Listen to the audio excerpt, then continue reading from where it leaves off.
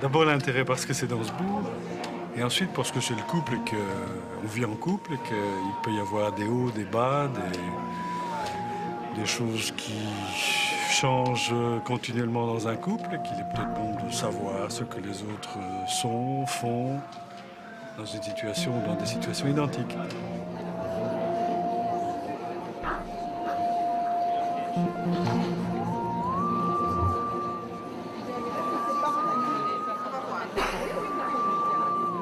Le couple est une aventure extrêmement difficile et dangereuse. Et je crois qu'à tout moment, il faut se remettre en question. Et donc, pour moi, c'est toujours très bénéfique de pouvoir visualiser parfois des mises en scène comme ça qui fait rejaillir ce qu'on a peut-être ressenti à certains moments dans le couple. Je me suis dit c'est une bonne occasion, opportunité pour venir voir, plutôt que d'avoir un long discours, mais de mettre les gens devant leur propre miroir, qui va quelque part sur scène leur présenter les écueils habituels dans lesquels on tombe quand on est en couple. Ce qui m'interpelle aujourd'hui, c'est l'évolution depuis l'époque de nos grands-parents jusqu'à maintenant. Parce que pour moi, le couple est une entité sociale, mais aussi une entité, je dirais, spirituelle, d'évolution de l'être humain. On se connaît depuis peu, donc c'est un petit peu nouveau, puis c'est rigolo. Et puis, je connais Thomas et c'est son jeu d'acteur, donc je me dis qu'on va bien s'amuser. Je ne sais pas tellement bien vers quoi nous allons nous diriger dans la conférence, mais c'est très gai, je vais découvrir. Pourquoi un couple aussi conflictuel que le nôtre continue à fonctionner après 20 ans.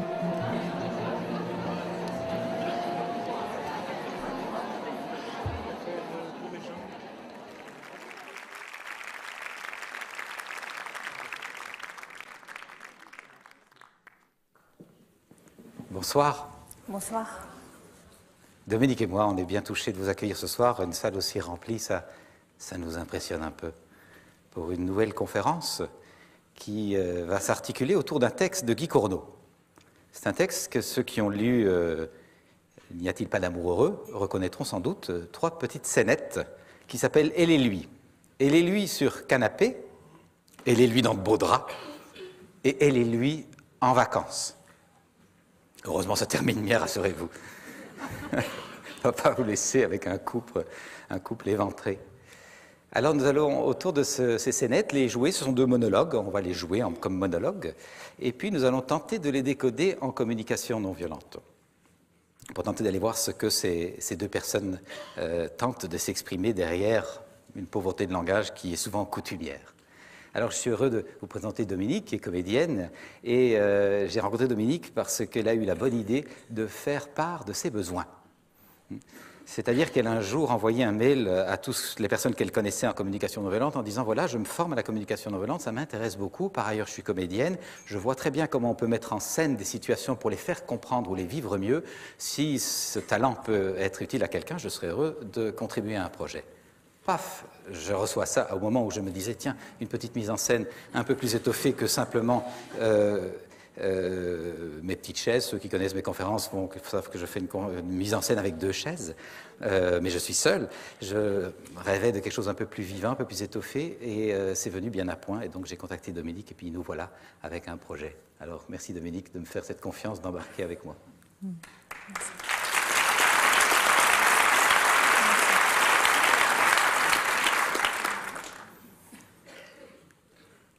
Avant d'entrer dans les différentes scénettes, je vais vous proposer quelques notions de communication non violente qui vont nous aider pour les décodages. Ce sera peut-être une redite pour les personnes qui, parmi vous, auraient déjà acquis ces notions.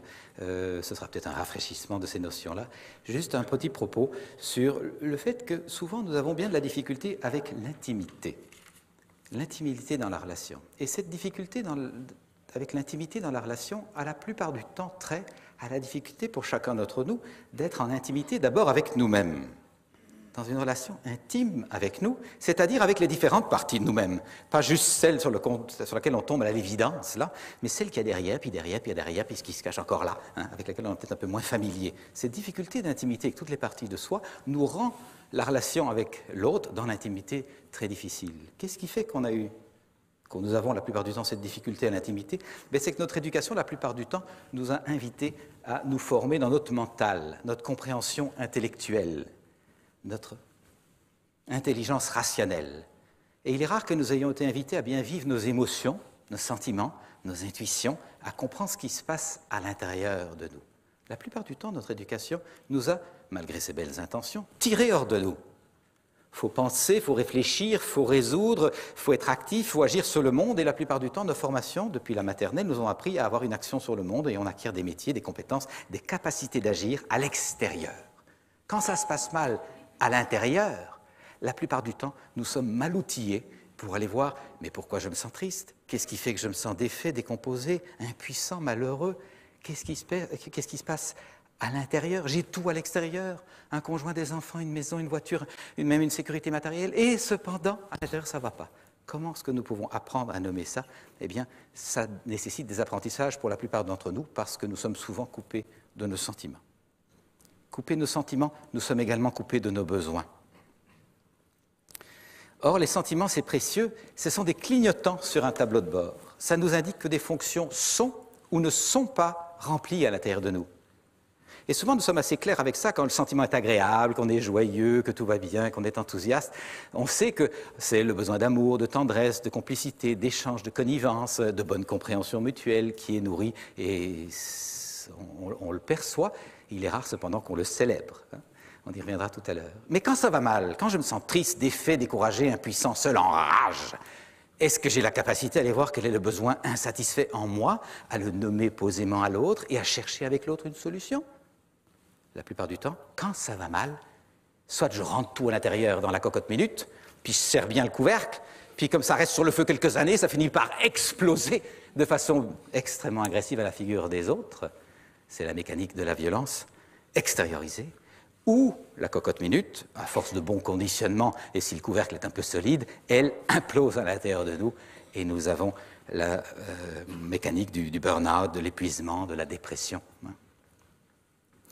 C'est vrai que si je réprime ce qu'il faudrait que j'exprime, je déprime. C'est une mécanique qui s'enclenche.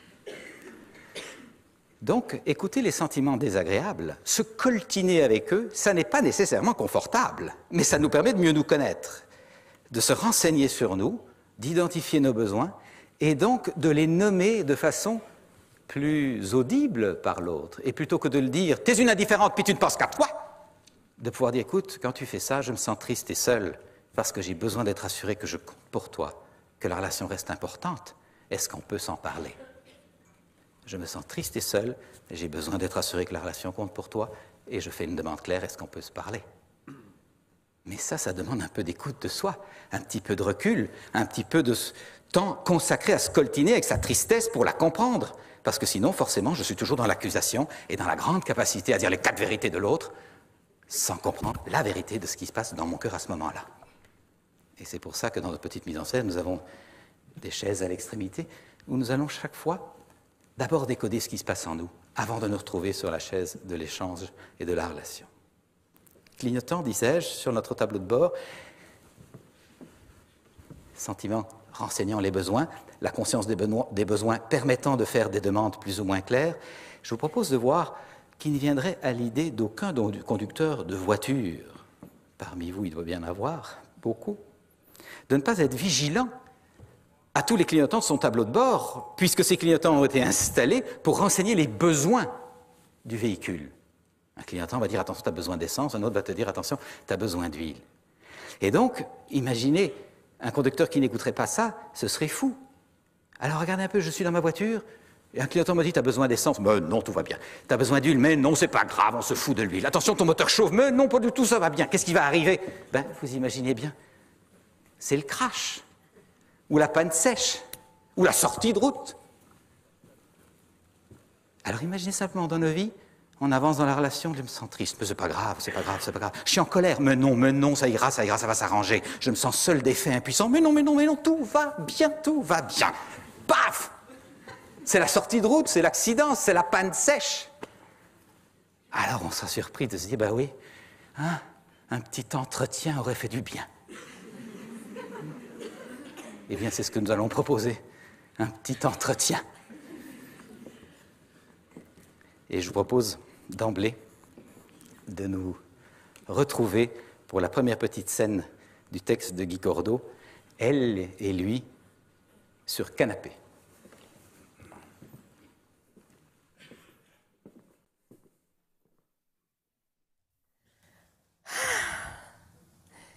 Il vient tout juste de rentrer du boulot et il s'est assis là, sur les canapés du salon.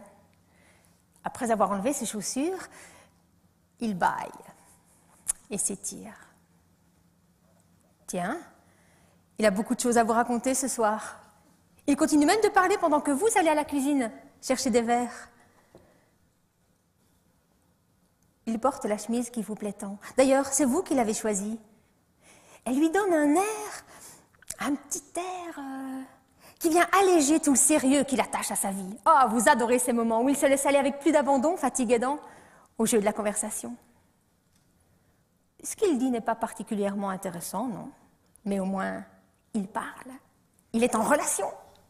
Il parle et vous approchez du divan. Vous avez envie de l'embrasser. Comme ça, pour rien, pour célébrer le moment présent. Pour une fois, vous allez prendre l'initiative des caresses, au lieu que ce soit toujours lui, ce dont il se plaint amèrement d'ailleurs. Donc, vous approchez du divan, lascive et sensuelle, il vous voit venir du coin de l'œil, vous sourit, prend les verres, les pose sur la table. Il répond à votre premier baiser avec un plaisir évident. Mais plus vous insistez, plus ça se gâte. Vous devinez un malaise certain, vous décelez une certaine raideur dans tout le corps, une sorte de refus d'engagement. Il a toujours le sourire, mais son visage reste figé. Il a cessé de parler et prend son verre de vin. Visiblement, il est mal à l'aise et vous n'y comprenez rien. Ou plutôt, si. Mais vous n'aimez pas ce que vous commencez à comprendre. Lorsque vous prenez l'initiative, en fait, ça ne va jamais très loin. Ce n'est jamais le bon moment. Si ça se trouve, il va prétexter qu'il a mal à la tête. On dirait un petit garçon qui a peur de sa mère. Vous n'êtes pas sa mère, justement. Vous n'avez rien à voir avec sa mère. Vous n'avez plus qu'une envie. Lui renvoyer son petit chéri dans un paquet bien ficelé, avec une étiquette sur laquelle on pourrait lire « Marchandise endommagée ».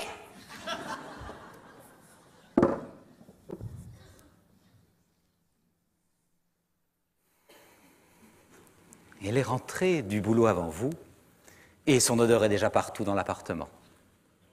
Son odeur est la lumière du soleil qui entre à pleine fenêtre à cette heure de la journée. Elle vous demande si vous voulez boire un verre de vin, et vous répondez pourquoi pas. Vous aimez quand elle vous sert quelque chose, qu'elle est de bonne humeur et pleine d'attention.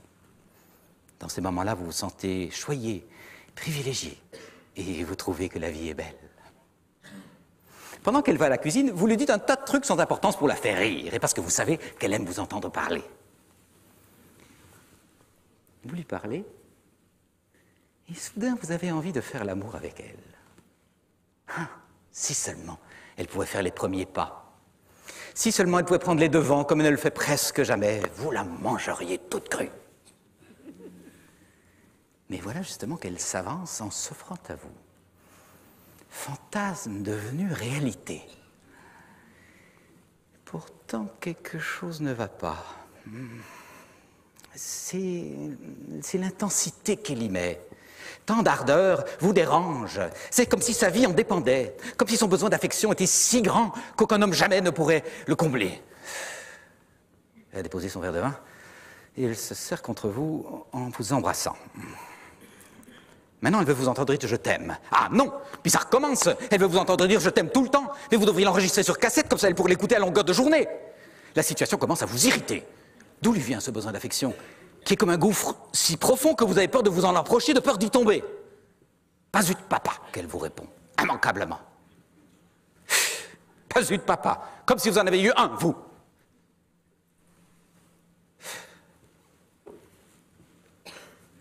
Après le quatrième baiser, vous reprenez votre verre en espérant que votre malaise passe inaperçu.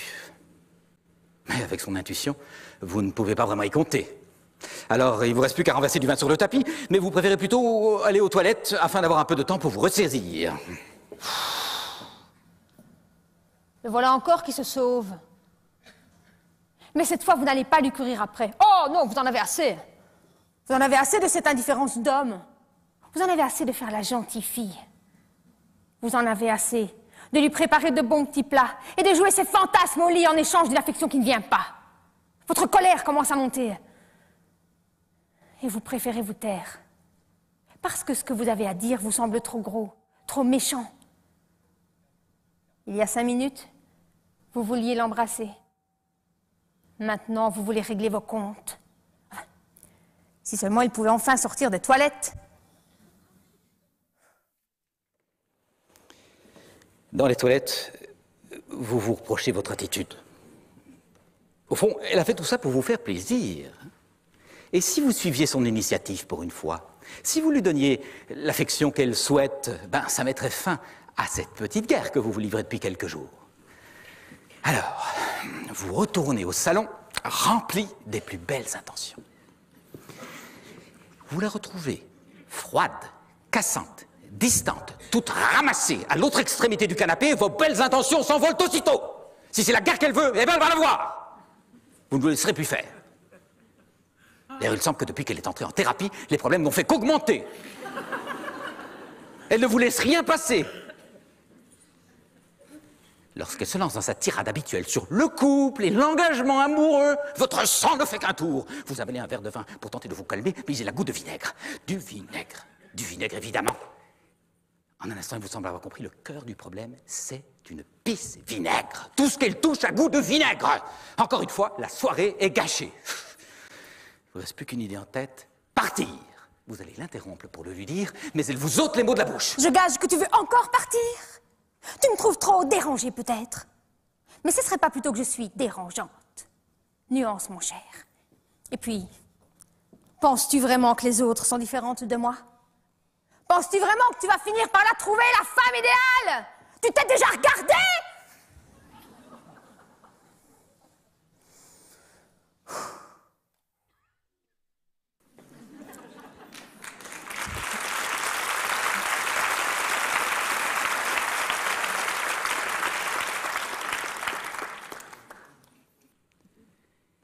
Pour pouvoir désenclencher la chose, va falloir passer un petit peu de temps à se coltiner avec la difficulté, à aller voir à l'intérieur pourquoi ça s'enclenche comme ça, plutôt qu'à rester à l'extérieur avec « c'est une pisse vinaigre ».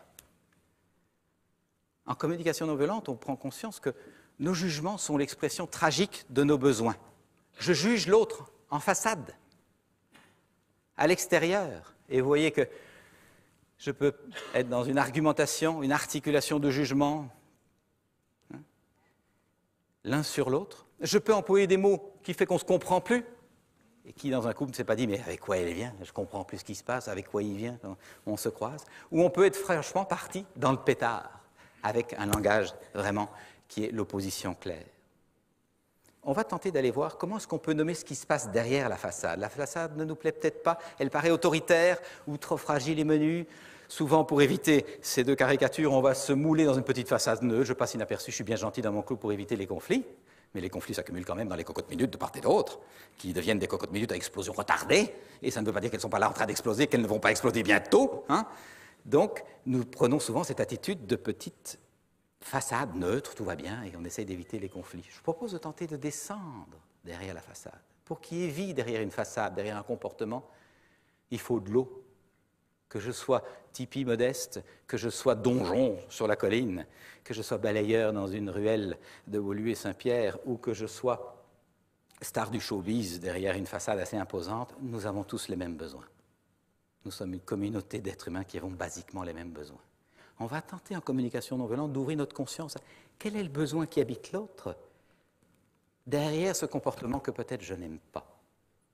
Et bien sûr que cette attitude, nous allons d'abord l'adresser à nous-mêmes. Quel est le besoin que je ressens, qui m'anime derrière ce comportement que je n'aime pas? Et donc la première personne avec qui nous allons tenter de vider une petite guerre intestine, ben, c'est nous. Souvent la guéguerre que nous entretenons avec l'autre n'est que le reflet d'une guéguerre que nous entretenons avec des parties de nous. On va tenter donc d'aller voir qu'est-ce qui se passe dans le puits de chacun des deux. Et je propose de voir que dans ce petit exercice de décodage, Nous n'allons pas employer la communication non violente, la communication non violente standard telle qu'on l'apprend dans les stages. Je me sens parce que j'ai besoin, est-ce que tu veux bien? Parce que ce décodage un peu académique est un apprentissage, c'est pas comme ça qu'on parle tous les jours. On va donc tenter de prendre des mots de la vie quotidienne pour que ce soit le plus proche possible de nos habitudes de fonctionnement. Et ça commence d'abord par un petit moment d'intériorité, d'écoute de soi, pour clarifier précisément qu'est-ce que je ressens, de quoi est-ce que ces sentiments sont-ils les clignotants, quels besoins insatisfaits sont en moi, et comment est-ce que je pourrais les nommer, les formuler à l'autre, en sorte d'aller mieux.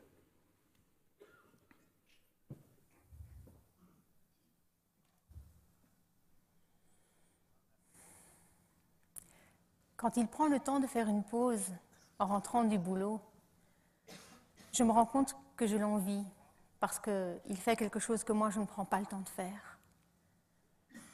Et quand en plus il parle, je trouve que ça met une ambiance légère dans la maison et ça nourrit vraiment chez moi l'envie, le besoin de partager avec lui, tout simplement. Et quand je prends l'initiative, quand je fais les premiers pas pour lui suggérer qu'on pourrait peut-être faire l'amour, je me rends compte que c'est quelque chose que je ne fais jamais, pratiquement. Bien qu'il me l'ait déjà demandé, mais il ne le demande jamais très clairement. C'est toujours un peu à demi-mot, c'est suggéré. Et quand je le fais quand même, je me rends compte que ça me fait plaisir de lui faire plaisir. Qu'est-ce qui est encore réveillé chez moi? Que après ça, après 2 minutes, quand il commence à se crisper, là, à prendre de la distance, je le sens bien, je me rends compte que j'ai besoin de cohérence et que j'ai besoin de comprendre. Alors j'ai besoin de cohérence parce que je sais que c'est important pour lui de savoir qu'il est une personne importante pour moi. Et en même temps, ce serait bien que je le manifeste modérément. Mais c'est difficile pour moi de lui dire « tu es modérément très important pour moi ». Je suis un peu perdue. Et puis, j'ai vraiment besoin de comprendre aussi. Est-ce qu'il y a quelque chose, vraiment, est-ce qu'il y a quelque chose qui lui fait peur dans ce que je dis ou dans ce que je fais? Et ça, j'ai envie de vérifier. En tout cas, j'ai vraiment envie d'en parler avec lui. Et quand il part aux toilettes, d'abord, j'en ai ras-le-bol de ce scénario à répétition. Je me sens triste, je me sens impuissante à changer ça. Et surtout quand il part là, j'ai l'impression qu'il y a un mur, une distance, un silence, une froideur.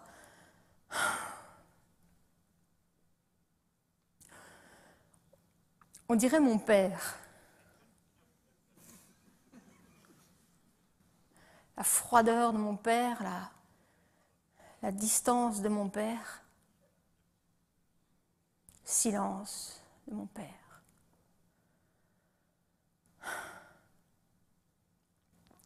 Mon père ne m'a pas pris dans ses bras. Je n'ai aucun souvenir d'être allée sur ses genoux. Et je pense qu'il ne m'a jamais dit « je t'aime ». Alors je me demande si je vaux quelque chose, quoi. Si je vaux une cacahuète. Je me demande vraiment quelle est ma valeur et finalement si je suis quelqu'un d'aimable. Et quand je pense à ça, je me sens triste et en même temps je me rends compte à quel point ça me fait vraiment du bien de clarifier déjà ça en moi, de me donner cette auto-empathie, parce que je me rends compte que lui, il n'est que le stimulus de ma peur. Ce qu'il fait ou ce qu'il dit restimule ma peur, mais il n'en est en aucun cas la cause. Ma peur était déjà en moi, bien avant lui.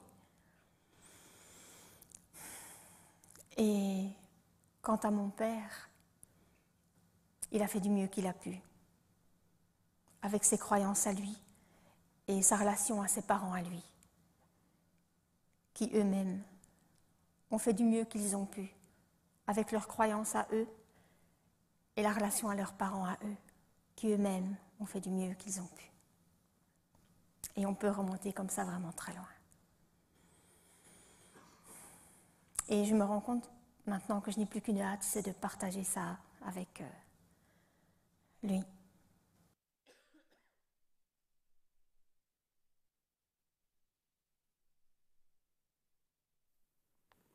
Eh bien, quand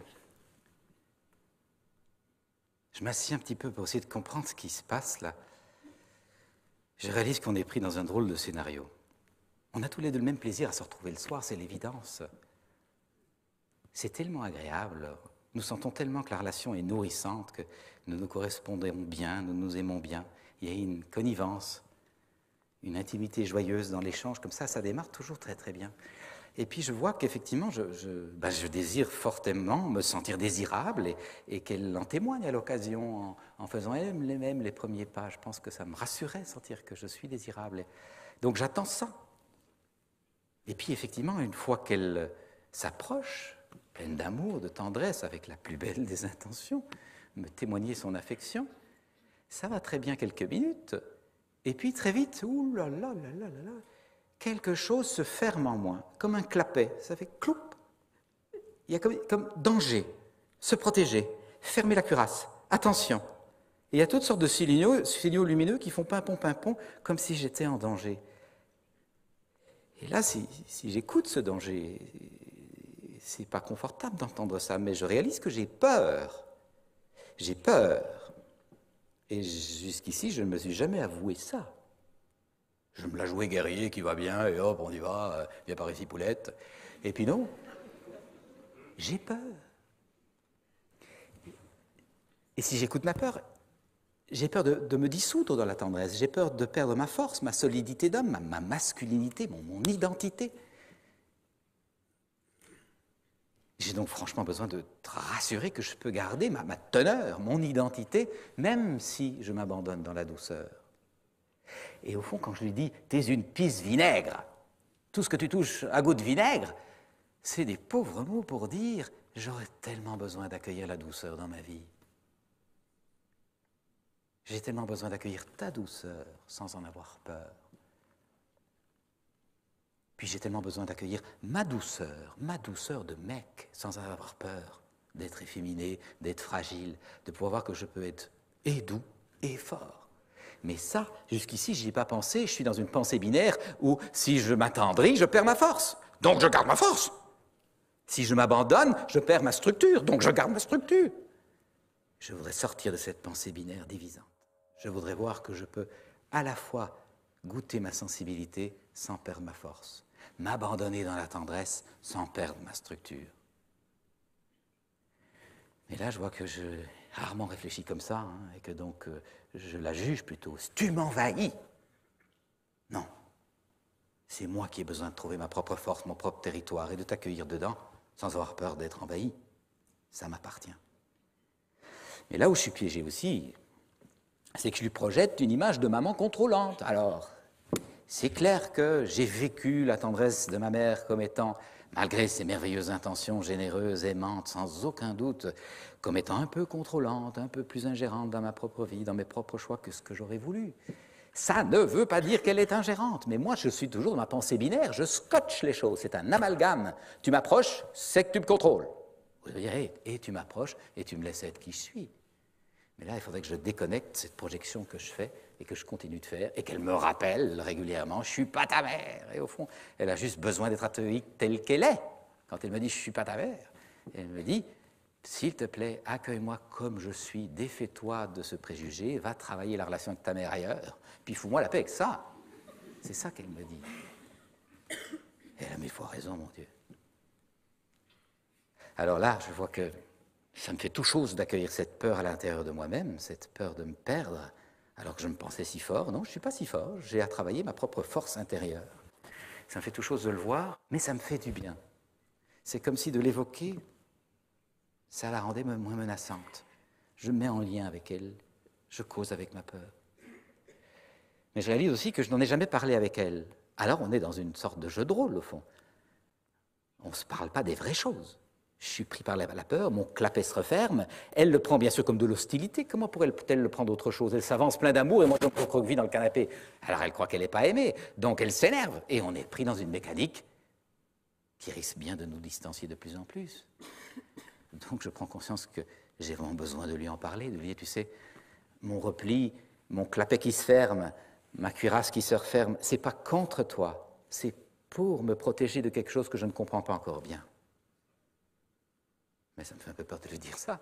De quoi j'ai l'air, moi? Un mec qui a peur de la tendresse, de l'intimité? Oui.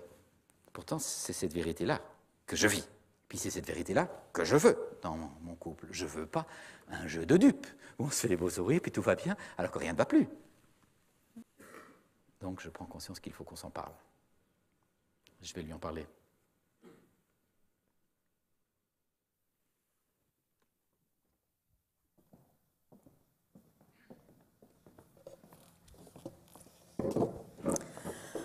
Oh, dis donc, tu serais d'accord qu'on parle un petit peu? Moi, j'ai un poids là sur l'estomac depuis tout à l'heure, j'en ai marre, quoi. Oh, ça fait du bien que tu en parles, mon Dieu.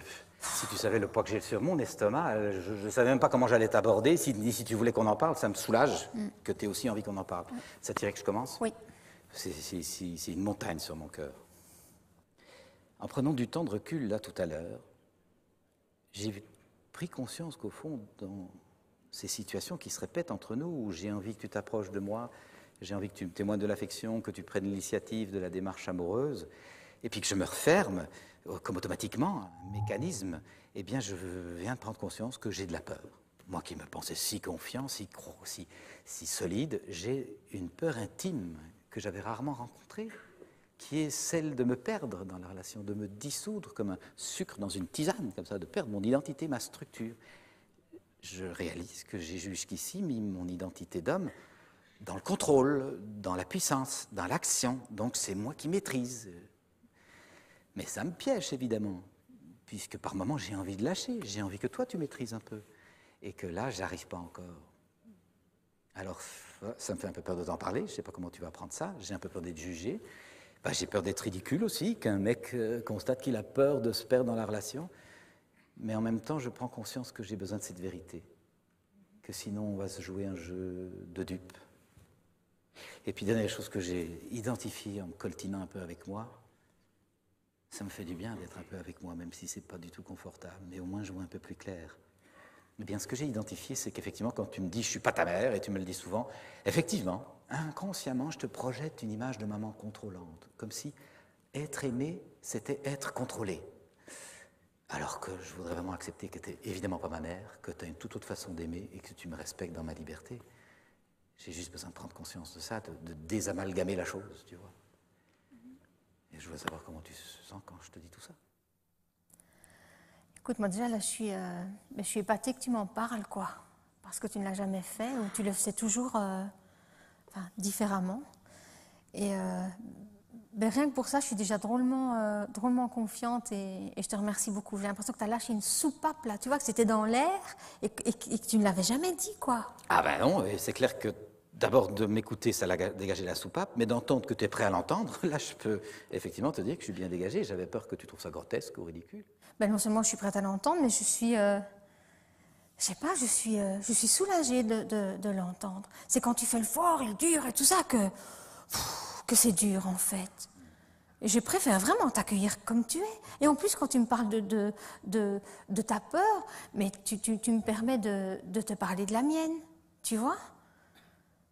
J'ai l'impression que ça circule, en tout cas, quoi. Et rien que ça, moi, ouf, je me sens soulagée, vraiment. Ben, je te remercie beaucoup. C'est beaucoup plus agréable à vivre.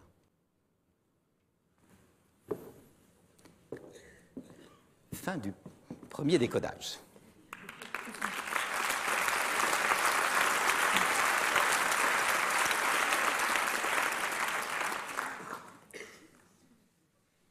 Ce que nous tentons de vous proposer de voir, c'est l'enfermement qu'il peut y avoir dans les scénarios, dans les habitudes, si on ne prend pas du recul par rapport à ce qu'on vit pour se responsabiliser. En gros, à la grosse louche, bien sûr, les hommes qui ont vécu comme un peu contrôlant l'amour maternel, parce que bien sûr la maman est là avec tout son soin, toute son attention, et ils sont légion. Et donc dès qu'ils sentent un peu trop d'amour, ils disent « Oh, tu m'envahis, tu prends trop de place ».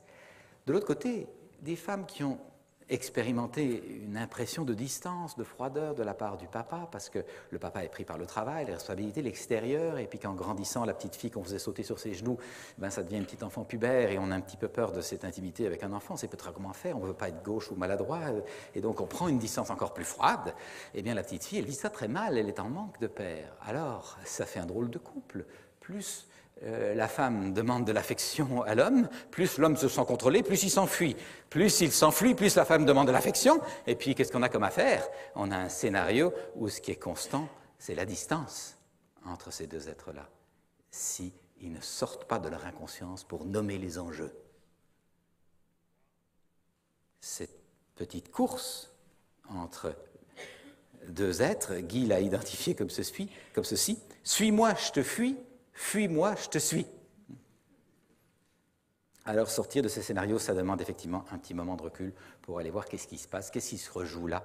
Et effectivement, il est fréquent que nous rejouions dans nos relations de couple des situations qui n'ont pas été clarifiées, mises à la conscience de notre passé avec nos propres parents. Alors, tout doucement, nous nous acheminons vers notre deuxième petit chapitre de cette soirée. Nous allons retrouver maintenant le même couple, elle et lui, dans de beaux draps.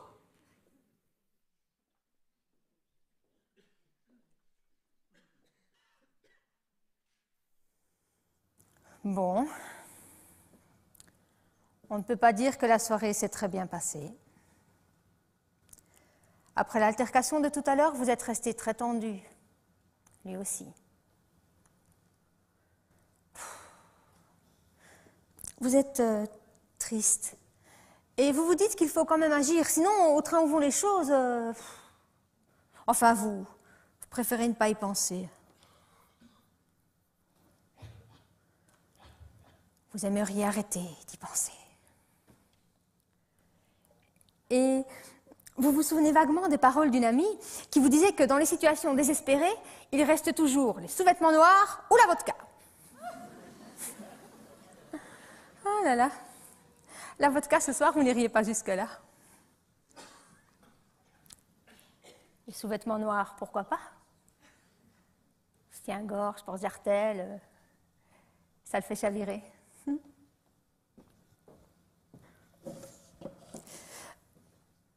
Soyons clairs, vous préféreriez crever l'abcès d'abord. Vous préféreriez parler d'abord. Et puis après, peut-être. Mais pour une fois, pourquoi pas? Il est encore dans la salle de bain lorsque vous arrivez dans la chambre à coucher.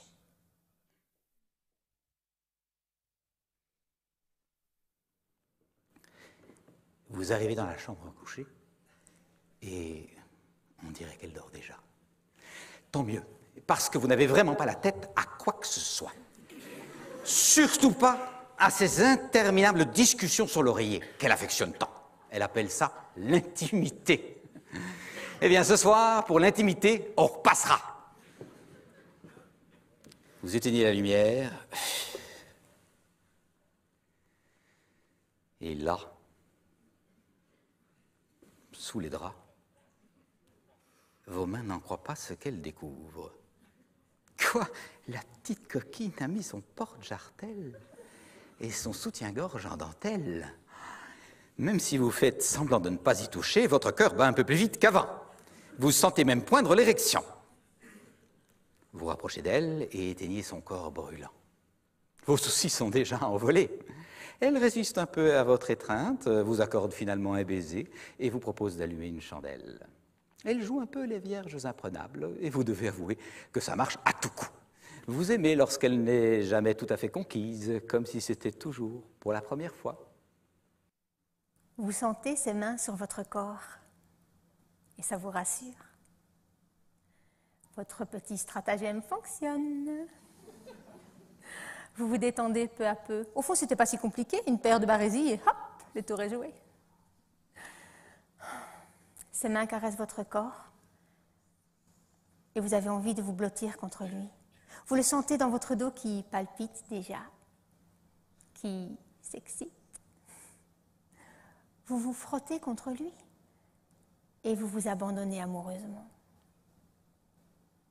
Le problème, c'est qu'il se concentre déjà sur votre sexe et sur vos seins. Il vous pince déjà le bout des tétons. Mais vous ne vous sentez pas prête. Alors vous tentez quand même de jouer le jeu, en espérant que ça viendra. Mais ça ne vient pas du tout. Plus il s'excite, plus vous décrochez.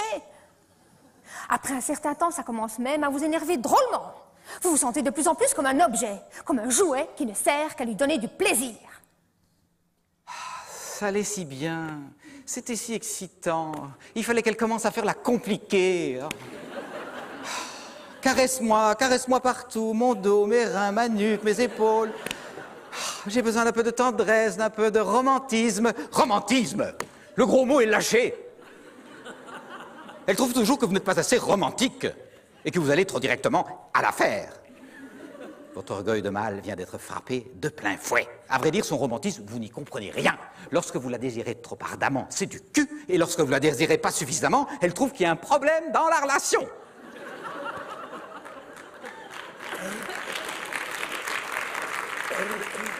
L'autre jour, après cette soirée un petit peu imbibée chez les copains, vous avez voulu l'embrasser sous la lune en rejoignant l'auto. Vous ne comptiez pas du tout faire l'amour là dans la rue, vous vouliez juste jouer les adolescents. Et vous êtes fait entendu dire que vous ne pensiez qu'à ça. Bon, le lendemain, elle s'est excusée, en reconnaissant qu'elle avait des préoccupations au travail, mais vous, tout de même, vous n'y comprenez rien. Est-ce que être romantique, ça devrait dire que vous ne devriez même pas ressentir d'érection en l'embrassant? Mais vous n'êtes tout simplement pas fait comme ça. Il faudra quand même bien qu'elle le comprenne. Alors vous retournez en maugréant et éteignez la chandelle.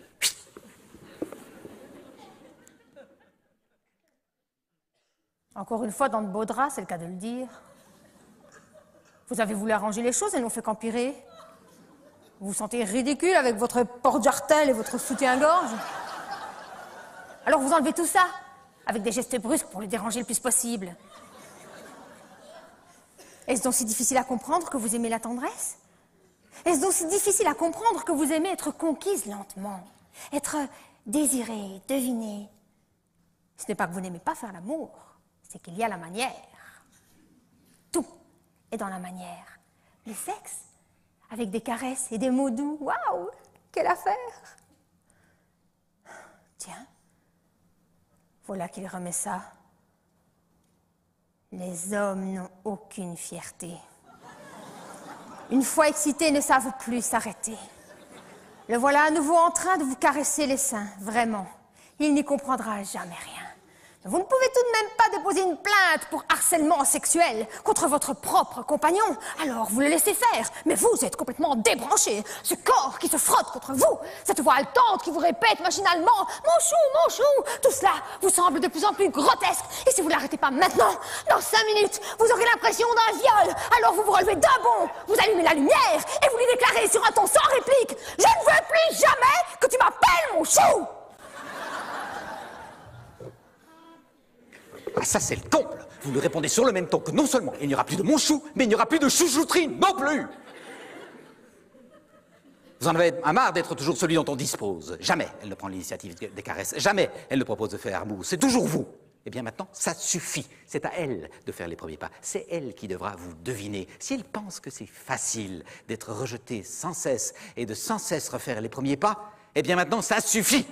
Vous allez prendre des vacances de romantisme, des vacances d'érotisme, des vacances de tout. À elle d'organiser le voyage.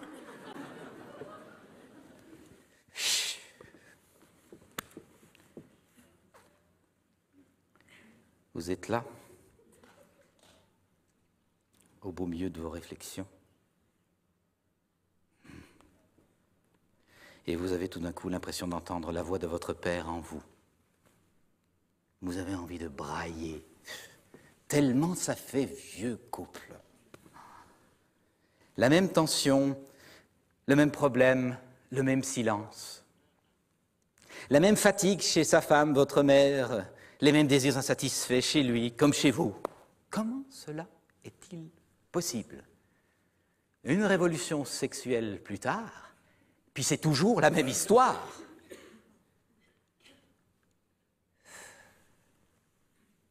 Vous éteignez la lumière et vous taisez. Vos mains cherchent sa main dans le noir, mais elle se dérobe. Elle est toute raide maintenant.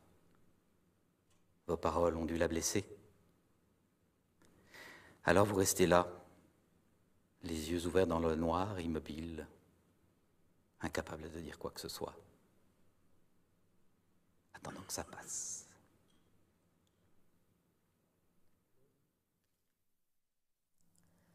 Vous savez qu'il est là, les yeux ouverts dans le noir. Vous savez qu'il vous cherche pour se réconforter, mais vous vous sentez tellement incomprise. Il vous semble que vous donnez tellement de vous-même.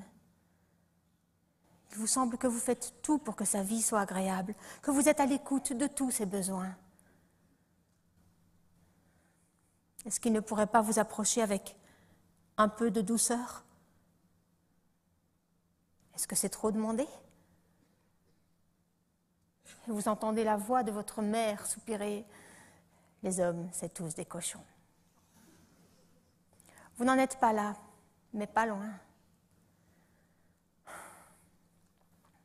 Est-ce que ça va durer encore longtemps comme ça ? Est-ce que ce sera pour vous, comme pour elle, une longue attente ? Et se faire une raison ? Ce serait trop bête.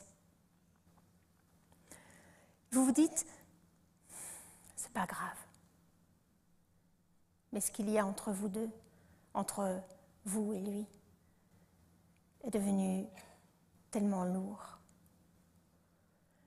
On dirait que vous n'êtes jamais au même rendez-vous, en même temps.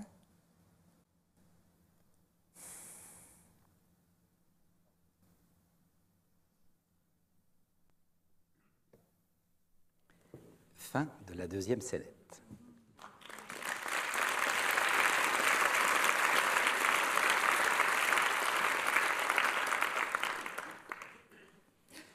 Alors, vous voyez, dans cette scénette-ci, on voit bien de nouveau les belles intentions, l'envie de se retrouver, de reconnecter, de renouer, et cependant, de nouveau, un scénario qui semble bien être à répétition, bien établi dans ce couple, s'instaure. Il semble que l'un et l'autre aient du mal à se comprendre dans ses rythmes, dans sa façon de faire, et qu'ils aient bien du mal à s'en parler, à nommer ça, et qu'ils restent donc piégés dans le fait de juger l'autre. Tu ne me comprends pas, tu es un macho, tu penses qu'à toi, et donc à être dans ce fonctionnement divisant que l'on peut voir un petit peu sur le tableau ici, qui est à distance. Je juge ce qui se passe l'autre et je n'essaie pas de comprendre qu'est-ce qui pourrait nous rassembler au niveau de la nappe phréatique. Quelques pièges font que nous nous maintenons souvent sur la surface. Ce sont les pièges à la communication que sont le jugement. Je juge l'autre, pisse-vinaigre, au lieu de dire, écoute, j'ai du mal à accueillir ta douceur et à accueillir la mienne, c'est ça que je voudrais travailler. Quand je te dis pisse-vinaigre, c'est que j'ai besoin de douceur, oui, mais j'ai encore du mal à l'accepter. On s'entretient dans des préjugés, des croyances, puis t'es comme ta mère, ou tu me prends pour ta mère, au lieu de dire, est-ce qu'on ne pourrait pas aller chacun de notre côté travailler un peu la relation avec papa-maman, puis on reviendrait un petit peu vierge de ça, pour se rencontrer vraiment. On s'enferme dans des croyances. Et vous connaissez bien ces croyances blessantes. T'es toujours comme ça. Puis toi, t'es jamais comme ça. Qu'est-ce que ça crée du pétard, cette impression d'être enfermé dans une croyance? Alors, la pensée binaire nous revient aussi très souvent. On peut sans doute l'imaginer ici que pour trouver du plaisir dans la relation, je m'occupe de moi et je ne m'occupe pas de l'autre. On est pris là-dedans, ou alors je me dévoue pour faire plaisir à l'autre, mais je néglige mon propre plaisir. Que de fois nous sommes pris dans cette pensée binaire, hein. Elle est extrêmement récurrente. Pour prendre soin de l'autre, il faut que je me coupe de moi, hein. Et puis à la fin, comme je suis toujours en binaire, à force de ne plus m'être occupé de moi, j'ai besoin quand même de m'occuper de moi, mais comme ça marche en binaire, hein, pour m'occuper de moi, je me coupe de l'autre. Vous avez là une mécanique extrêmement fréquente qui sont la mécanique de la gentillesse. À force d'avoir été si gentil, je deviens méchant, je casse la relation. Il aurait mieux valu être vrai plutôt et dire, quand on entre en relation, quand on vit les difficultés, et j'ai besoin de prendre soin de toi, et j'ai besoin de prendre soin de moi. Et je souhaite te respecter, être à l'écoute de toi, et je souhaite me respecter et être à l'écoute de moi. Une pensée complémentaire, réconciliante, plutôt qu'une pensée divisante. Et enfin, le quatrième piège à la communication extrêmement récurrent, c'est ce que nous appelons le langage déresponsabilisant. C'est un langage qui paraît très responsable. Il faut, tu dois, je me dois. On n'a pas le choix, ça paraît très responsable. Et cependant, si on veut bien écouter la conscience qu'elle a derrière, c'est une conscience qui n'a pas réfléchi, qui exécute. Il faut, je dois, j'ai pas le choix. Ce n'est pas un choix en acceptant les conséquences inconfortables du choix. C'est une exécution servile d'une instruction, d'une habitude, d'un cliché. Et ça se retrouve assez souvent. Il faut que je fasse plaisir à mon mari, il faut que j'assume le rôle de l'homme fort. Et on est souvent piégé dans des tâches de devoir comme ça plutôt que d'aller voir derrière ce qui se passe. Alors, de nouveau, nous allons vous proposer, Dominique et moi, de tenter de nommer ce qui se passe dans le cœur de ces deux êtres humains, derrière leur peur, derrière leur colère. Qu'est-ce qu'ils vivent, quels sont les besoins insatisfaits qu'il serait peut-être opportun de tenter de tirer à la conscience pour pouvoir les nommer ensemble et chercher ensemble des solutions qui soient satisfaisantes tant pour l'un que pour l'autre. Pas juste pour l'un au détriment de l'autre, pas juste pour l'autre au détriment de l'un, tant pour l'un que pour l'autre. Et ça commence de nouveau par un moment d'auto-empathie, écoute de soi.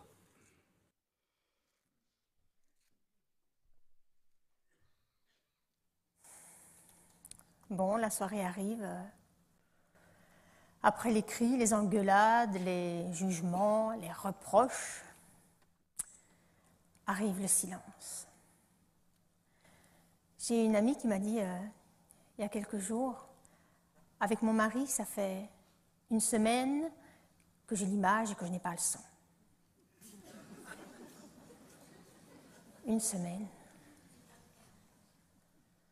Moi, ce silence, ça restimule en tout cas immédiatement ma fameuse peur. Est-ce que je compte? Quelle est ma valeur? Est-ce que je suis aimable? C'est pour ça que quand il me prend dans ses bras, avec beaucoup de douceur, je me sens tellement... je me sens en sécurité, je me sens comblée, rassurée. Seulement quand, après 5 minutes, il va déjà à l'affaire, comme il dit, je me rends compte qu'on n'a pas du tout le même rythme, lui et moi. Et je ne le lui ai jamais dit. Par contre, quand je fais semblant d'avoir le même rythme que lui, je triche. Et ça ne me plaît pas trop de me le dire, mais je triche. Et j'ai l'impression en une fois de sentir tout le poids de la femme, du féminin, qui porte la croyance qu'elle doit faire plaisir à l'homme d'abord. Alors, oui, quand je pense à ça, je me sens triste et j'en ai ras-le-bol. Moi, maintenant, je décide de prendre en considération mon propre besoin d'épanouissement et d'épanouissement sexuel. Et l'un n'empêche pas l'autre. Alors, je peux lui faire la demande, je peux lui dire... Est-ce que ça te dirait de contribuer à mon épanouissement sexuel? C'est audacieux comme demande quand même. Et puis si oui, on pourrait imaginer que ce soir, ce soit moi qui te guide, et puis la prochaine fois, ça peut être toi. Pourquoi pas? Encore une fois, l'un n'empêche pas l'autre. Alors, je ne sais pas si j'aurai l'audace et l'honnêteté de cette demande, mais en tout cas, quand je me dis que je peux lui en parler, en tout cas, je crée la relation honnête, profonde, sincère, intime, que je veux et que je veux avec lui. Alors je vais lui en parler, ça c'est sûr.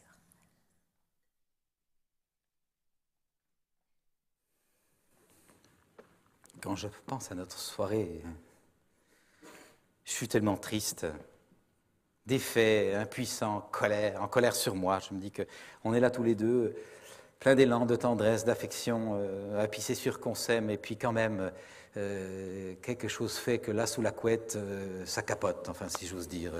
Il y a quelque chose qui se bloque, qui coince, et ça revient souvent. Et là, franchement, j'ai besoin de comprendre.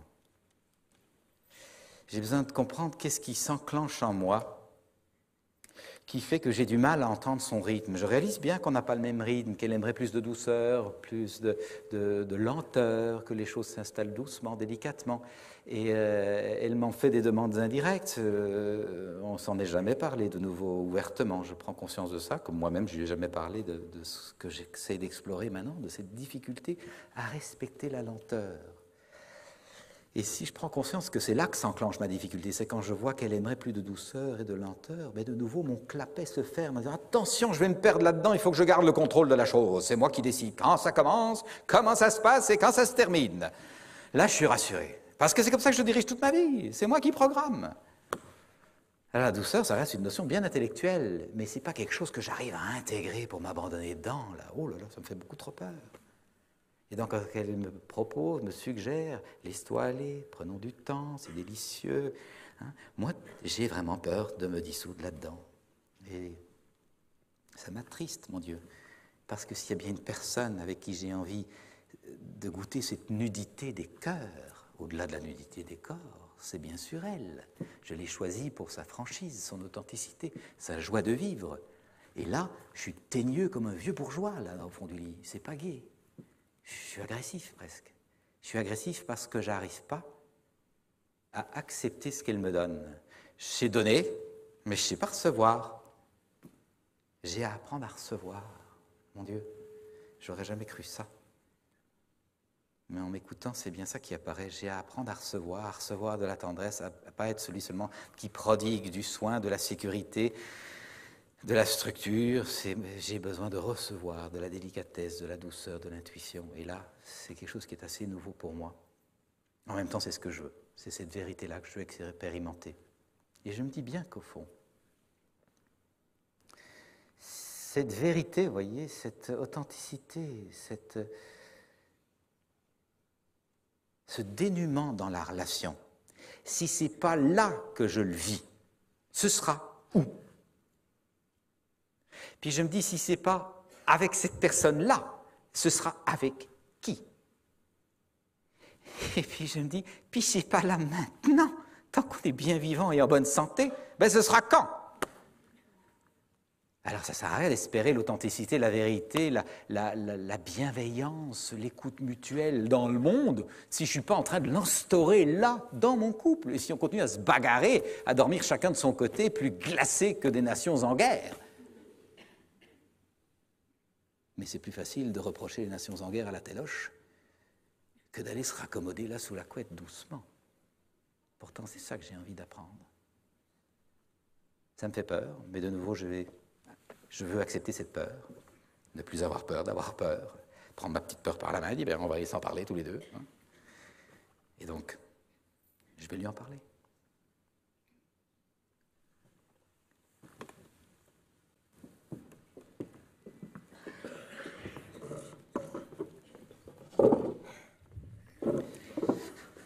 Ça t'irait qu'on se parle un peu? Je te remercie parce que je réalise qu'on est coincé là dans un scénario et que je pense qu'on en a tous les deux ras-le-bol. Ouais. De ne pas comprendre ce qui se passe, ça nous dépasse, ça s'enclenche comme automatiquement et on se retrouve là tout glacé de part et d'autre du lit alors qu'on a justement envie d'être ensemble. Je voudrais te partager ce que j'ai un peu découvert en regardant ça. J'ai redécouvert un autre aspect, enfin affiner la conscience de ma peur, la peur de me perdre, la conscience que j'ai forgé mon identité masculine autour de la structure, l'organisation, c'est moi qui décide quand ça commence, comment ça se déroule, puis quand ça s'arrête, j'ai la commande de tout le bazar. Et inévitablement, je me retrouve seul, puisqu'il n'y a pas de place pour toi là-dedans. Je ne vérifie pas ton rythme, qu'est-ce qui serait agréable pour toi, comment est-ce qu'on peut inverser les rôles, comment est-ce que je pourrais m'abandonner, je ne vérifie pas ça, puisque ça me fait si peur. Mais là, de nouveau, je vois que j'ai besoin d'apprendre à m'abandonner comme j'ai besoin d'apprendre à recevoir ta tendresse, recevoir ta bienveillance, sans méfiance. J'ai besoin d'apprendre à faire confiance. Te faire confiance, me faire confiance, que je peux m'abandonner là-dedans sans m'y perdre, mais en me retrouvant. Faire confiance à la vie aussi, que la vie nous amène à vivre ça, c'est différent, pour connaître nos différences. Pour nous rencontrer, nous émanciper de petites couches d'ego qui sont devenues un peu étriquées, dans lesquelles nos êtres ne sont plus heureux, comme si on restait dans un vêtement d'adolescent alors qu'on a grandi. Je réalise ça. Je suis à l'étroit dans ce petit vêtement-là, de petit mec qui veut faire l'amour vite fait. Moi, je veux apprendre à m'abandonner. Qu'est-ce que ça te fait quand je te dis ça? Waouh. La toute première chose qui me vient là, une fois encore, c'est c'est touché de ton honnêteté, de ta franchise.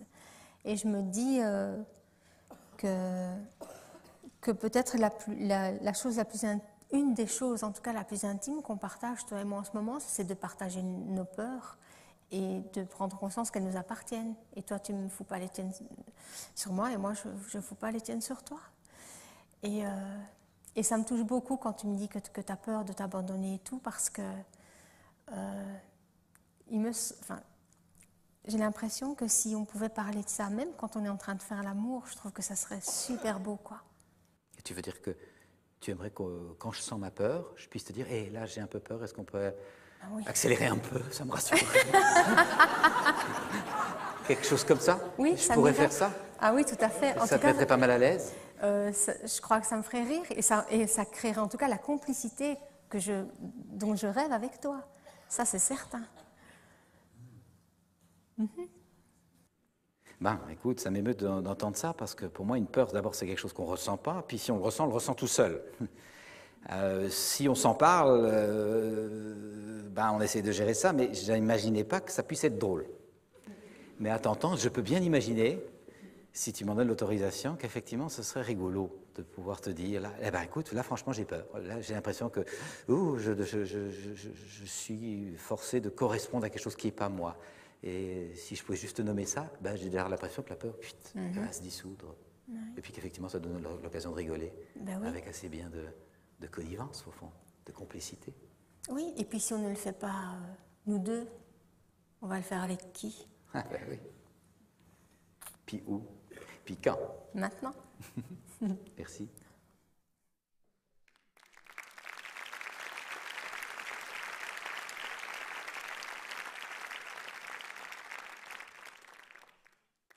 Alors dans cette scénette-ci, on voit donc de nouveau un scénario qui a tendance à se répéter et qui est plus récurrent qu'il n'y paraît.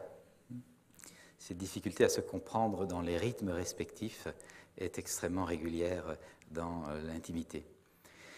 Et on peut comprendre aussi qu'on ne peut pas sortir de ça sans s'en parler de nouveau et sans se coltiner avec ses peurs. Et je pense qu'effectivement, le fait de s'accueillir soi-même dans la peur, sur la chaise de l'intimité avec soi, est vraiment déjà une occasion d'apprivoiser la peur. J'ai assisté un jour à une conférence de Christiane Singer, que j'apprécie énormément par ailleurs, et qui disait, vous savez, dans notre inconscient, il y a toutes sortes de monstres qui naviguent. Mais Christiane est assez théâtrale, comme ça, alors elle montre les monstres qui naviguent dans notre inconscient. Elle dit, vous savez, si vous pouvez un à un les prendre dans la mare de notre inconscient et les sortir sur la berge, eh bien, ils sont déjà un petit peu moins fiers. J'aime cette image parce qu'elle est pour moi extrêmement parlante, effectivement. Se parler à soi de sa propre peur, puis se la parler à deux, c'est extraordinaire, comme ça la dissout. Ça la dissout, ça ne veut plus dire qu'elle n'existe plus, mais elle est remise à sa juste place. Et on va faire avec ça, on va cohabiter avec ça.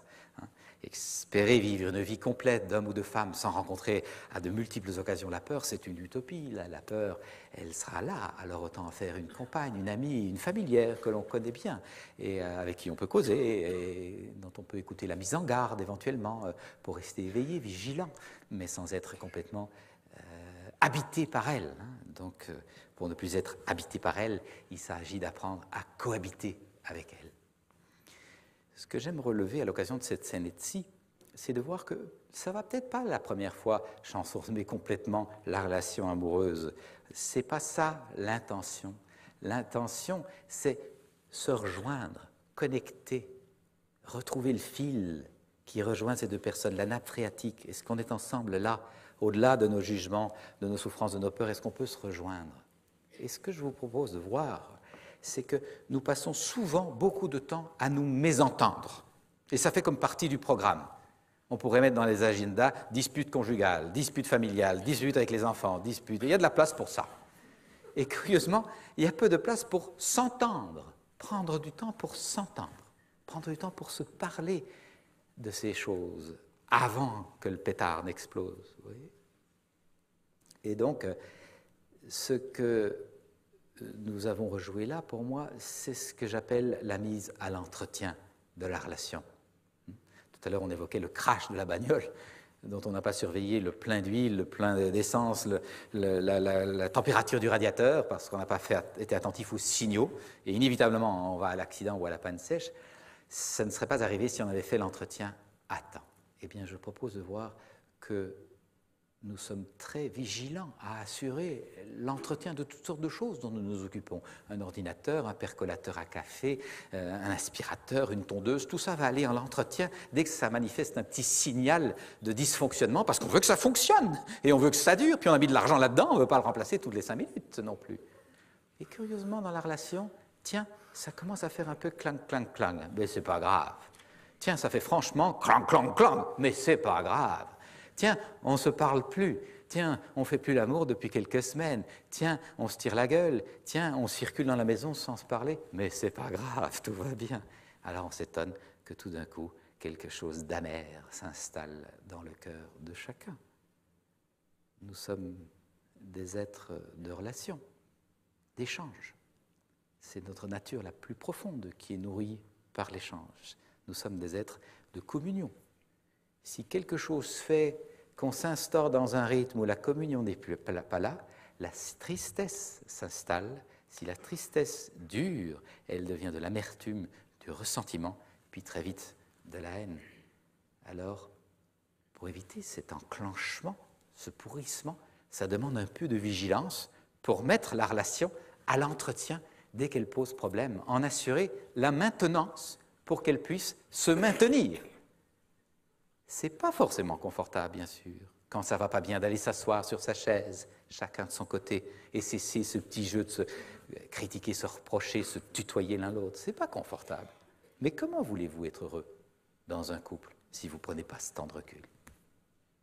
C'est pas confortable de s'asseoir et dire « Écoute, j'aimerais te parler, j'ai gros sur le cœur, grand comme ça, puis je suis en colère à la fois contre toi, contre moi, contre tout le monde, j'ai besoin d'explorer ça ensemble.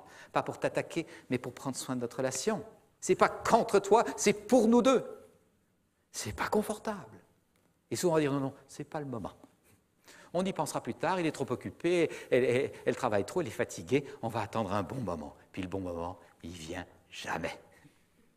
Alors, je ne dis pas qu'il n'y a pas à choisir, effectivement, dans l'ordonnancement de la journée, de la semaine, un moment quand même opportun, c'est sûr, mais je propose que c'est peut-être pertinent de se prendre rendez-vous pour ça. De ne pas décider, puisque je veux te parler là maintenant, parce que ce n'est pas le meilleur moyen d'avoir quelqu'un de disponible en face de soi. Donc, une première clé, c'est de vérifier, comme nous avons tenté de le faire, Dominique et moi, est-ce que ça te va qu'on se parle? Pour la commodité de la soirée, Dominique n'a pas dit « Oui, mais je ne suis pas libre ce soir, on peut s'en parler demain. Hein » Mais dans la vie quotidienne, ça pourrait être ça. Et prendre un rendez-vous auquel on se tiendra, bien sûr. Alors voilà que notre couple, qui a passé différentes difficultés, qui s'est échangé, qui s'est rencontré davantage en profondeur derrière le personnage et un peu plus dans l'être, se retrouve en vacances. Et c'est elle et lui, dernière scénette, elle et lui, en vacances.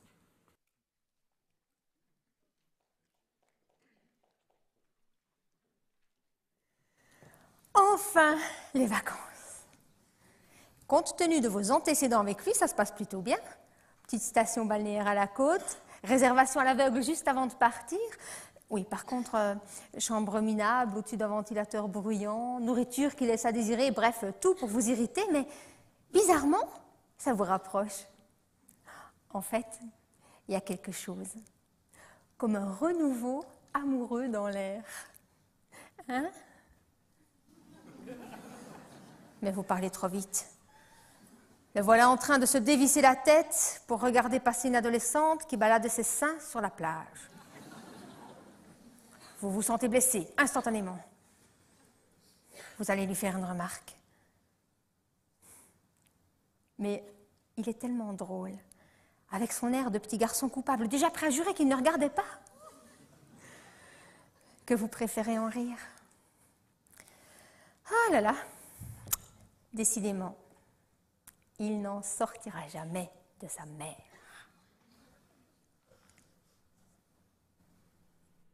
Vous étiez en train de courir après elle, sur ce parking au bord de la plage, avec un cornet de frites dans une main et un coca dans l'autre, et c'est alors que cette déesse est passée. Wow. Quel sein, ça devrait pas être permis. Bon. Vous vouliez pas regarder, histoire de ne pas blesser elle, mais c'était plus fort que vous. Puis soudain, vous sentez vos jambes disparaître sous vous. Quoi? est revenue jusqu'à vous uniquement pour vous faire un croc en jambe et repartir en vous criant « Je t'aime, mon amour, je t'aime !» Ouais, c'est très beau, mais vous êtes quand même de laisser tomber vos frites, là. À l'instant, vous sentez une colère immense qui monte en vous. Elle n'arrêtera donc jamais de vous emmerder. Puis, c'est trop drôle. La situation vous paraît finalement d'un ridicule consommé.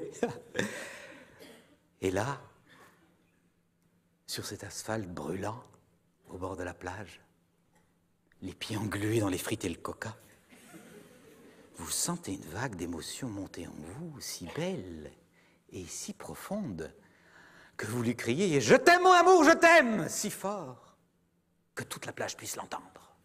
Ah, ce « je t'aime » là, elle peut bien l'enregistrer sur cassette, parce qu'il vient du plus profond de vous, et vous l'attendiez depuis si longtemps, et il vous fait tellement bien que vous vous mettez à pleurer comme un enfant.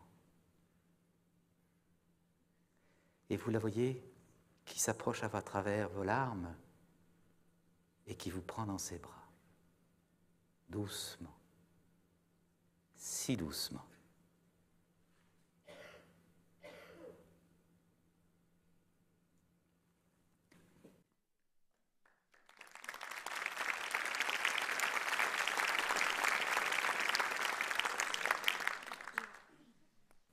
Alors, bien sûr qu'il nous fallait un happy end pour que la soirée soit plus confortable à vivre. Ça ne veut pas dire que si on s'échange 3-4 fois sur les difficultés, on va d'emblée avoir un climat de bien-être. C'est parfois un travail qui demande de la longueur, de la persévérance, de la patience, du jardinage. Et vous aurez sans doute compris que on ne fait pas pousser une graine ou une pousse en tirant dessus, mais en prenant soin. Et que si nous en prenons soin régulièrement, avec attention, ça ne veut toujours pas dire que nous sommes à la bonne saison. Le jardinier est maître du soin, il n'est pas maître de la saison. Et je vous propose de voir que ça peut peut-être nous aider simplement à prendre confiance que notre jardinage portera ses fruits si nous acceptons d'attendre ce qu'il faudra attendre, en se disant les choses qu'il faut se dire. Ce que l'on peut observer, en tout cas, c'est que d'avoir traversé des moments difficiles, d'avoir réussi à nommer ce qui se passe, d'avoir pu retrouver de la paix en faisant des tris, en faisant des deuils de comportements, d'attitudes, de croyances, de projections, de rêves, en faisant ce nettoyage, en prenant cette douche de conscience pour retrouver une santé, une hygiène de vie, la plupart du temps, ça permet aux deux protagonistes, aux deux parties, aux deux conjoints, de goûter une conscience tout autre. Ils arrivent à un autre palier de conscience parce qu'ils se sont dit les vraies choses, celles qui cimentent, celles qui nouent, celles qui ravivent la relation. Ils ont remis la bonne bûche au bon endroit. Ce n'est pas du cosmétique, on ne va pas juste en vacances pour se changer les idées, on ne fait pas un bébé pour essayer de se renouer. Ce n'est pas du cosmétique, même si c'est parfois des choses qui peuvent avoir du bénéfice. Je veux dire que c'est vraiment entrer dans la matière chaude, la matière délicate. On peut voir que la plupart du temps, ça permet effectivement de créer un climat de bien-être plus important. Alors, je propose de nouveau de prendre le temps de décoder ce que ces deux personnes ressentent, leurs sentiments et leurs besoins. Il est rare que nous prenions du temps pour cela. Souvent, nous ressassons ce qui va mal. Nous sommes très habiles à broyer du noir et moins habiles à broyer du bon, à ressasser du bon, à se réjouir profondément de ce qui va bien. En sorte que souvent, notre être psychique, il est comme anémié. Qu'est-ce que vous voulez? Si vous ne ressassez que ce qui va mal, c'est un petit peu comme si vous ne mangiez que des nourritures avariées, périmées, desséchées. Vous ne vous étonnerez pas que votre être physique soit tôt ou tard anémié et n'ait plus d'immunité pour rencontrer une intempérie. À la moindre intempérie, vous êtes chopé par la maladie. Notre être psychique a le même besoin d'être nourri, vitaminé de bonnes nouvelles, de choses qui vont bien, pour s'aérer, s'oxygéner, se vitaliser, se muscler, en sorte que si, bien sûr, des intempéries adviennent, et il en adviendra, on le sait, il ait une meilleure immunité pour traverser cela et de nouveau atteindre un autre palier de conscience. Donc je vous propose de prendre un peu de temps pour décoder de nouveau individuellement qu'est-ce qui s'est passé et qui nourrit davantage la relation à ce niveau-là.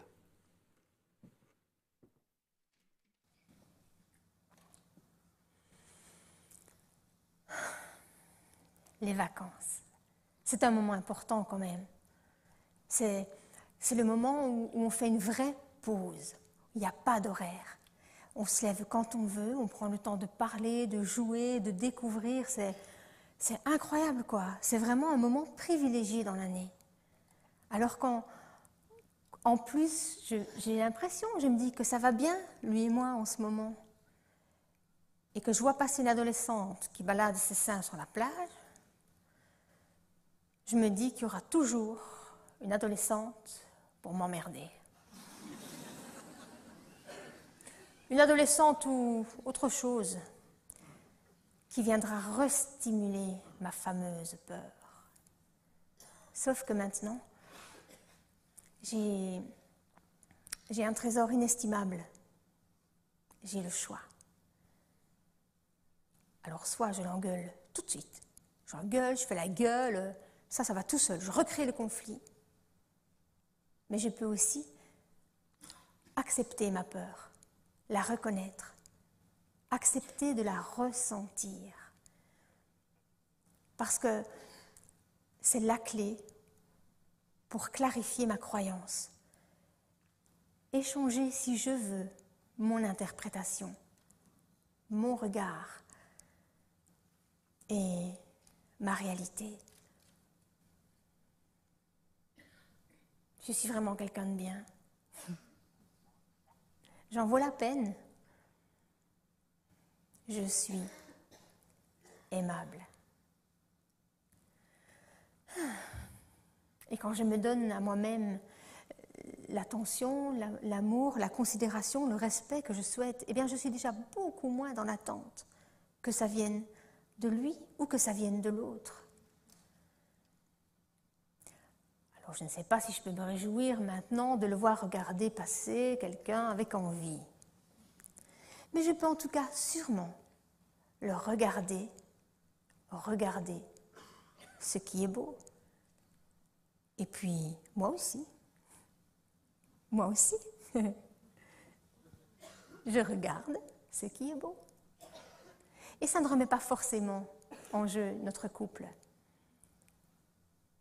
Finalement, cette adolescente, elle m'a vraiment permis d'ouvrir que moi aussi, je peux faire des choses sans craindre de le déranger. Lui, j'ai confiance. J'ai confiance dans la solidité de base que je me donne et que je donne à notre relation.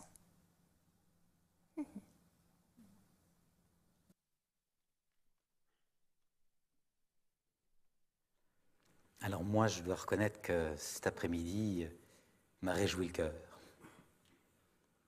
Et ce qui m'a réjoui le cœur, c'est de voir l'évolution qu'on a fait. Ce petit incident-là, je la vois, la jolie fille.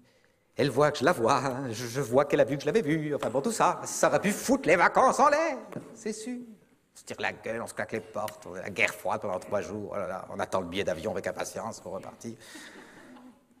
Qu'est-ce qu'on a connu ça, mon Dieu, quel désastre, quelle capacité à se faire du malheur. Maintenant, ce qui me touche, c'est de voir que, il me semble que tous les deux, on a acquis une solidité, une profondeur dans la relation. Comme on se parle des vraies choses. Les choses de surface, elles sont légères. Et là, je suis heureux, parce que je vois qu'elle s'autorise davantage à être elle-même, et pas juste à me faire plaisir. Elle s'autorise à être elle-même, quitte à ce que ça ne me fasse pas plaisir. Eh bien ça me fait plaisir. Figurez-vous, je me rends compte que voir qu'elle s'autorise à être elle-même, même si ce n'est pas forcément confortable pour moi, ben c'est bien ce que je veux. De mon côté, je m'autorise aussi davantage à être moi-même, sans avoir crainte toujours de qu'est-ce qu'elle va penser, qu'est-ce qu'elle va croire. Non, si elle n'est pas d'accord, elle le dira, puis on s'en parlera et on videra le malentendu. Mais je n'ai pas chaque fois besoin de vérifier est-ce que la cocotte minute est juste à point ou sur le bord d'exploser ou est-ce qu'il n'y a pas encore suffisamment de pression. Non, non, elle gère sa cocotte minute et puis elle me le dit quand ça risque de péter. On s'en parle et moi-même, je m'autorise donc aussi à faire la même chose. Là, quel bien-être, mon Dieu, quelle liberté, plutôt que d'être toujours en suradaptation par rapport aux craintes de ce que l'autre pourrait ressentir ou pas ressentir. Vraiment, je sens cette solidité, cette stabilité et ça me redonne confiance que Si on peut vivre pour des petits enjeux comme ça, ben, on peut nourrir cette même façon d'être ensemble pour des enjeux qui représentent des défis plus importants. Je me sens capable de relever des défis à nous deux maintenant, vraiment. Et je pense que j'ai juste envie de célébrer ça avec elle pour fêter ces bonnes choses que l'on parcourt ensemble.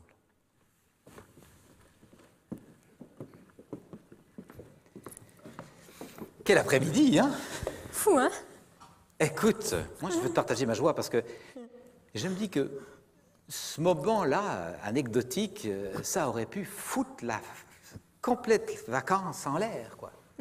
Tu râlais, je râlais sur toi, tu râlais sur moi, on se claquait les portes et puis c'est l'enfer. Ouais. Et là, je suis heureux de voir qu'on a pris un peu du grain.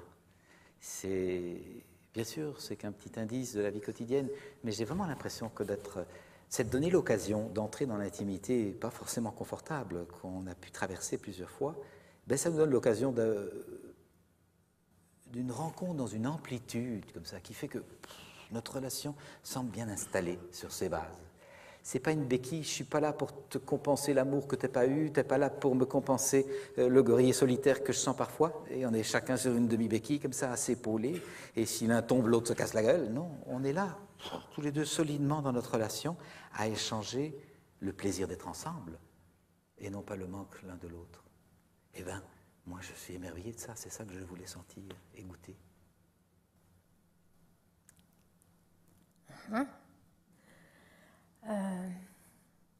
Moi, ce qui me plaît dans ces vacances-ci, c'est que c'est vrai qu'il n'y a pas si longtemps, ça aurait créé un conflit tout de suite.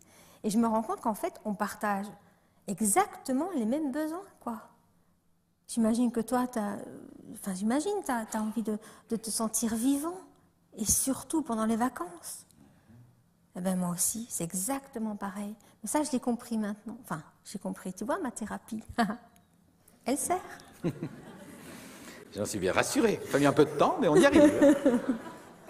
Je suis vraiment heureuse de cet incident-là qui m'a en tout cas vraiment permis de toucher à tout ça et de voir que j'ai même l'impression que ça a apporté un petit piment à nos vacances. Tu vois? Pour moi, ça vient vraiment cristalliser un cheminement que nous faisons qui nous invite à nous autoriser à être nous-mêmes dans la relation et à plus jouer un jeu de gentil qui prend soin au risque de s'étouffer complètement. C'est pas un peu ça? Si. Mais je te remercie de tout mon cœur. Moi, je te remercie, puis je t'aime. Je t'aime aussi.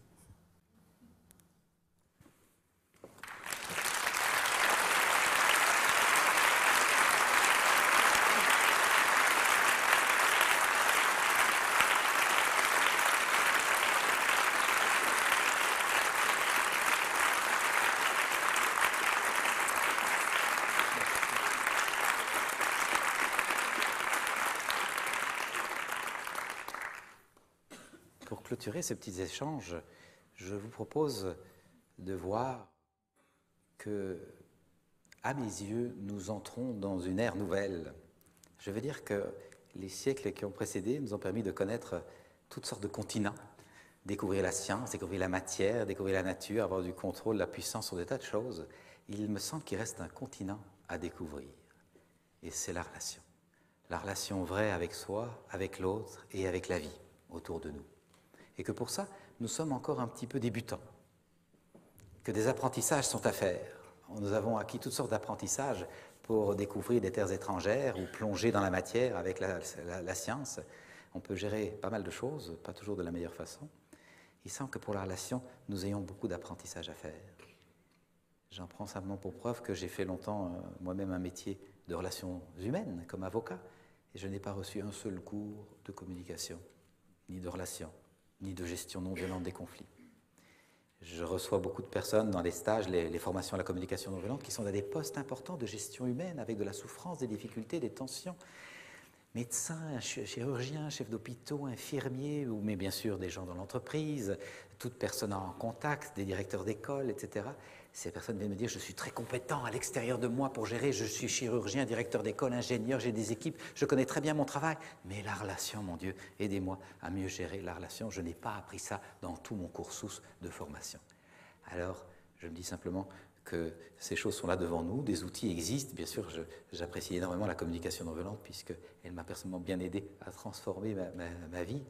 J'aime proposer de voir que nous ne pourrons pas indéfiniment produire de l'industrie, du commerce, des services, produire même de l'assistance, de l'éducation, du soin, sans travailler notre capacité à nous rencontrer et à nous aimer vraiment. Et que là, profondément, il y a des apprentissages à faire pour prendre conscience que dans une relation, il y a 3 personnes. Dans toute relation, il y a 3 personnes. Et c'est rare que l'on sache ça. Toi, tu es né à ta date de naissance. Moi, je suis né à ma date de naissance. Nous, aînés, quand nous nous sommes rencontrés. Nous, ça peut être un couple, comme on vient de vous jouer ce soir, mais ça peut être un enfant. Lorsqu'il apparaît dans le sein maternel, on se rencontre alors. Ça peut être une relation d'amitié, de travail. Nous, nés, quand nous nous rencontrons. Nous, nés, nous grandis, nous fleuris, nous s'épanouit, nous s'instruit, nous peut souffrir, nous peut tomber malade, nous peut s'anémier, nous peut s'atrophier, nous peut mourir. Si nous ne prenons pas soin de nous. Merci beaucoup.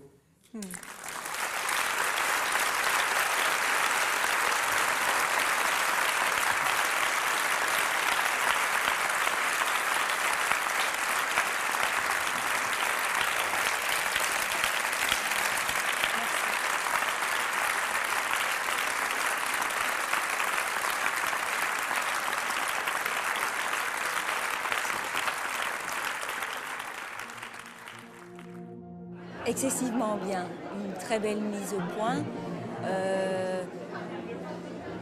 toujours bien joué évidemment et avec beaucoup d'enthousiasme. Je crois qu'on va repartir là avec du baume au cœur. Je suis venu avec grand plaisir et je pars émerveillé. Les problèmes sont, je crois, fondamentalement similaires partout et que chacun les gère en fonction du mode de vie qu'il a, la façon dont il a reçu une éducation, la façon dont il a parlé des parents étaient intervenus dans la vie. Mais c'est d'excellentes recettes qu'on va essayer d'intégrer dans une vie stressante, d'essayer d'apporter une certaine prise de conscience de ceci et de la maintenir, ce qui n'est pas toujours évident. On se retrouve toujours dans ces situations. Mais ce que j'ai aimé aussi, c'est les 3 temps qu'il a proposés. Chaque fois, l'expression de ce qui se passe dans le couple, le conflit, puis ce moment d'intimité. Il a tellement insisté sur la nécessité de retrouver cette intimité. Et puis le décodage à 2. Et ça, je trouve que c'est vraiment important aussi d'arriver à ça. Je trouve que l'aspect théâtral est fort intéressant, peut-être pour un public comme premier contact. Mais moi, je préfère un approfondissement et dans les discussions, j'ai trouvé cet approfondissement. Et je suis donc très ravi de cette soirée. Puis ce que j'ai beaucoup apprécié aussi, c'est le côté métaphorique dans l'expression. Quand il parle de la cocotte minute, je trouve qui implose ou qui explose, je trouve que c'est des images fortes qui donnent des tas de réponses d'elles-mêmes. Mais j'ai trouvé ça très intéressant. Ça a éveillé beaucoup de choses en moi. C'est vrai qu'il faut s'appliquer, parce qu'on oublie. Avec le temps, on oublie et puis on recommence les mauvais schémas et on retombe dans les mêmes pièges. Mais c'est vrai que la communication, c'est ce qui compterait et c'est ce qui nous manque. Parler, déjà dire ce qu'on ressent, ça me semble tellement fondamental et c'est pas du tout évident. Et au revoir. Au revoir.